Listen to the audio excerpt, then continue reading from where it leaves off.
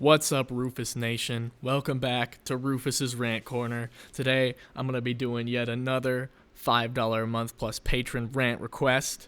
Today's request is for Godfather, who very eloquently lays out for me. Seems like the air is rather salty in this 8th month of our calendar year. I woketh this morning with some rust on my door and realized I never needed anything more than you to discuss the magnum opus of the Gods Folklore trilogy. Listen to the songs August, Cardigan, and Betty, and raw react what you believe the story outline to be, as well as which song you find to be the most relatable / understandable. I swear next month I'll ask for something that isn't music, I pinky promise. So, obviously, as I said in my response, I have no qualms with music-related rants. You're the one who's paying me $5 a month. So, request whatever you want, and I don't even mind it.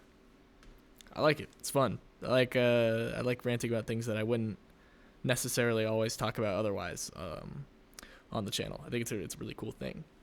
But I listened to the songs like 5 minutes ago, and the first thing, couple of miscellaneous things to get out of the way.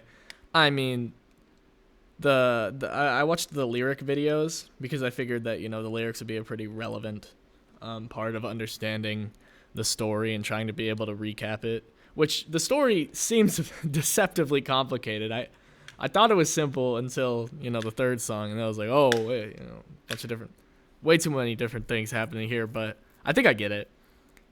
But that's besides the point. The point is that the lyric video for Cardigan is the worst lyric video I've ever seen in my life.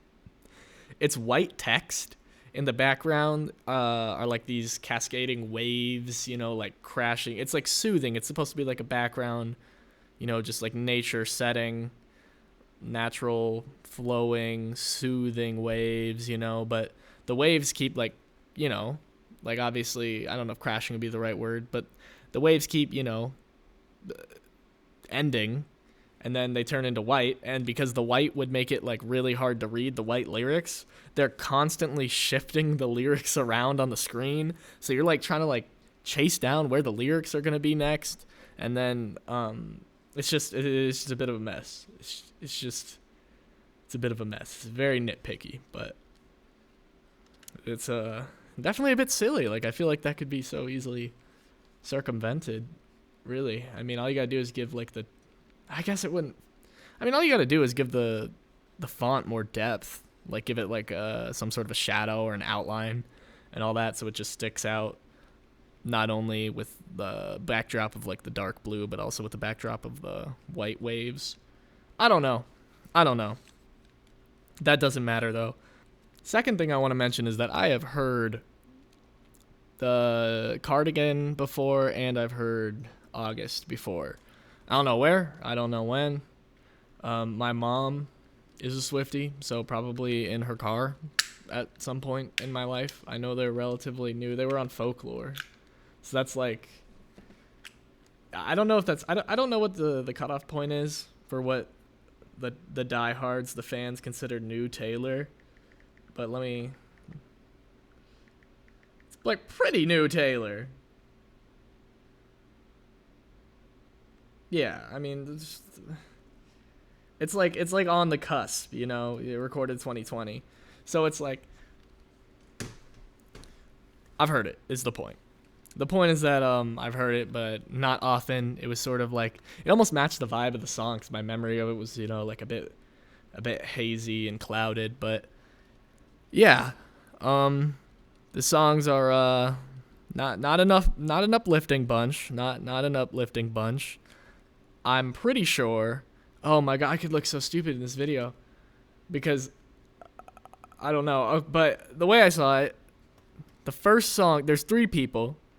It's like a love triangle, and the first song is sung from the perspective of one of them, and then the other songs are, the other people. So each person in this triangle, every character in the story gets their own song, except for, fucking Inez. That liar. She can't keep her mouth shut. But other than Inez the irrelevant, everybody gets their own song. And the first song is, let me try to remember. Well, the first song is August, and it seems to mostly just be about like looking back on like very wistfully and like lamenting and trying to recapture a short-lived love that she felt for the guy. I'm just gonna call him the guy. So there's she, the guy, and then the last girl will be Betty because she actually has a name. But other than that, it's girl, guy, and Betty. As far as I know. But so girl like guy, guy ostensibly like girl, guy like girl, and guy go out with girl for a short amount of time, and then seems to pretty quickly get over it, and she does not very quickly get over it. She's kind of it seems like she truly cared for him more than he did for her, which is it's just a really big inequity of effort and care in the relationship. She would cancel her plans just in case he called. That was like the most repeated line. And basically she was just thinking about him all the time, and I suppose it was not the same the other way around. So after summer, because it took place in August, so after summer it seems to have ended rather abruptly, and she's sort of looking back on that, lamenting it, and just thinking about the good old times. But unfortunately he's moved on for whatever reason. And then in the second song, which is sung from the perspective of Betty, I think the second one, it's more like yeah. Okay, no, I need to go way more in on the first one. I don't know why I was about to move on. So she brings up the metaphor of her being like just like some old cardigan tossed aside, like she's she's got issues is the point. I guess like she's got issues, and she has the purest of intents going into this relationship, and he makes her feel very, very wanted and special, even though that's not the case. And so it's kind of like a gutty, it's like a punch in the guts, I guess, She's like, what other lyric was there that I was thinking of?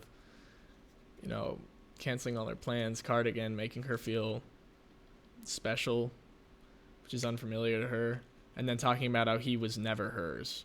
He was never actually, he was never there. It's like she fell in love with or became, involved with a person who was only there in the moment. She didn't fall for him as he is as an actual person, but just him in that time, I guess.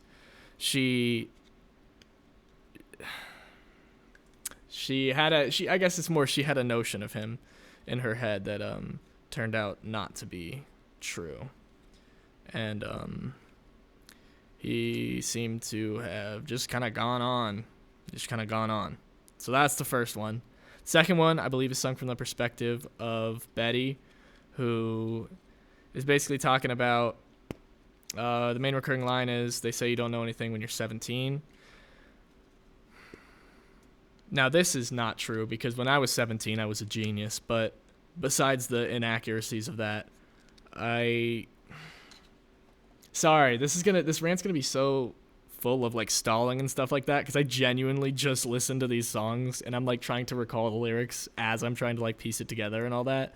Like I have a pretty vague outline in my head, but I'm just kind of going as I go, so apologies in advance for this rant being somewhat like rambling or anything like that, but he told me to get the raw reaction, so that's what I'm doing. It seems like she was mostly talking about the guy, obviously. It's by the way, that one's the best song for me. They were all really good, actually. I was really impressed overall. Or like really, not impressed. I don't like saying impressed. But I was like really jamming. Those were all really good songs. But I liked the second one the most, probably, just musically speaking. And it was about this lady, Betty, I think. I really am not confident. But It's about her, and she is talking to guy. So the first one was girl talking to guy. This one's Betty talking to guy. The last one's guy talking to Betty. But basically, Betty's like, she's talking about how she knew him, her genuine feelings for him.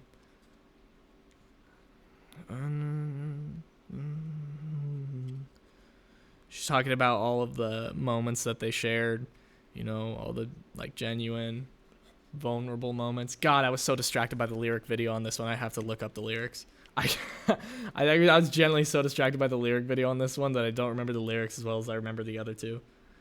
Lyrics, Swift, Cardigan. Shoutouts to, oh my god. In the meantime, shouts to Little Nightmares. Little Nightmares 3 got announced. Very interesting. I fucking love Little Nightmares. It's like one of my top 3 games of all time with Gravity Rush and Sekiro. I think there's going to be Sekiro footage in the background of this, but very interesting. Okay, now I have the stuff pulled up. I have the lyrics pulled up.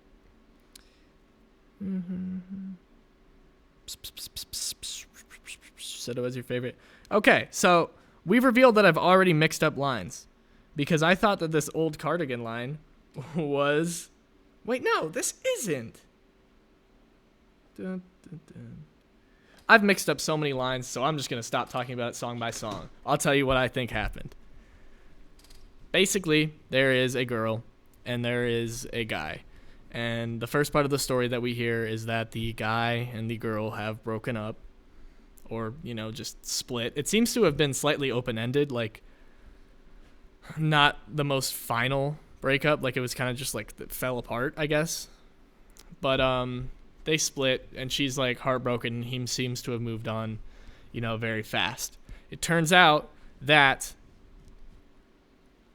he was not supposed to be doing that. He wasn't supposed to be, you know, messing around in the muck during summer. And this girl, he was cheating on another girl, Betty. He was cheating on her to be with the girl in the song, but the reason he was cheating on her wasn't because he like had like some sort of like love for this other girl. It was really just because he had his feelings hurt, and he was like really insecure, and he was kind of using her for that. But because he thought that Betty was cheating on him, I guess, or maybe he didn't think she was cheating, but she was just getting a little too close to her guy friends or something. She was like dancing with another dude. And so it's like, yeah, all right, you know, whatever. But then he like goes out and like cheats on her with what I ostensibly is her friend. And then her friend falls for him. And then he's just like, no, I'm good. I just need to get my confidence back. Thank you for the rebound. And then he just kind of like cuts her out and just leaves her just like heartbroken on the side. But then Betty over here figures out that, you know, he cheated. So he's like nervous. He's like, oh no, oh my gosh, I'm such a little like bitch, little soft baby boy. She's gonna cheat on me. So and then he gets confidence and cheats on her first. It's like a really weak thing to do. And then she finds out from Inez, because Inez couldn't zip her freaking lips. It all gets out. It's a whole thing. And then Betty obviously is like, we're done. Yeah, we're done. I'm not. You blatantly cheated on me. And you never talked to me. You never talked to me about any of this. We're done. And then this guy is just so fucked up because he's like, he genuinely does. He just wants to make things up to her. He's upset that he's made her upset. But in that same sense, he did what he did out of insecurity, and the entire thing was very much wrapped up within himself. That doesn't mean that he doesn't, care for these people. Actually, he might not really care about the girl in August that much, but he cares about Betty, and he still wants to get back with her. Of course, I don't know why she would. He's like, oh, I'm an idiot, blah blah blah. He's self-deprecating and all that.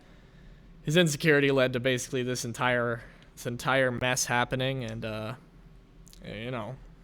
I can relate to being insecure. but and it causing problems in every area of my life. But Jesus, this is so scrambled. But yeah, he goes out in the summer with this girl. She was never really his. She was just a memory of his in the summer. He plays her. It's fucked up. He doesn't see her as a human. Well, it's not that he doesn't see her as a human, but, in that context, he doesn't consider her human emotions nearly enough. And then, she gets very, very, very, very, broken up about it, especially because she already had a lot of stuff going on. But then you got Betty over here, and Betty dates an insecure guy. I don't know what that says about her. I can't look into it that much, I guess. It's too, I have too many things I'm trying to keep up on my brain, but I'm sure that says something about whatever type of character she is. That she was dating somebody like that in the first place.